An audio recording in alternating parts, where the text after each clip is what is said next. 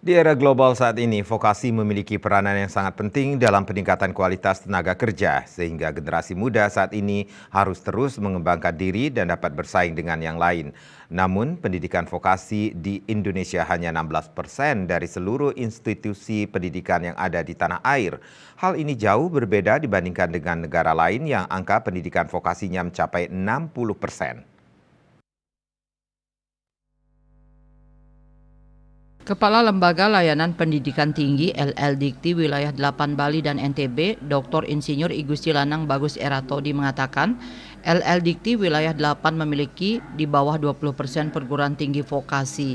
Di Indonesia sendiri, pendidikan vokasi mencapai 16%. Sementara di luar negeri di atas 60% pendidikan vokasi dikarenakan mereka yakin tenaga-tenaga terampil yang dibutuhkan.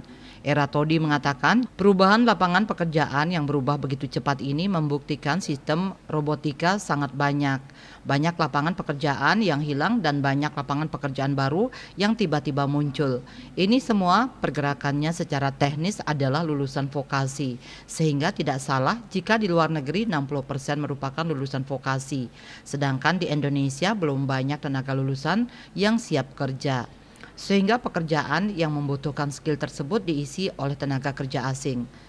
Pendidikan vokasi merupakan perguruan tinggi yang menunjang pada penguasaan keahlian terapan tertentu.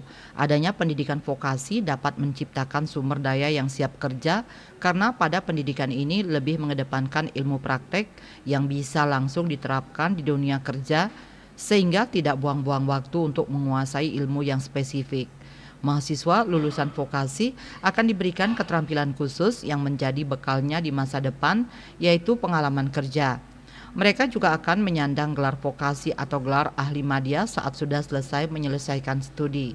Vokasi memiliki peranan yang sangat penting dalam meningkatkan kualitas tenaga kerja di era global sehingga generasi muda saat ini harus dapat bersaing dan terus mengembangkan diri dengan yang lain. Selain itu juga dituntut dapat menguasai perkembangan teknologi dan memiliki nilai jual lebih dari orang lain serta menjaga nasionalisme dan etika.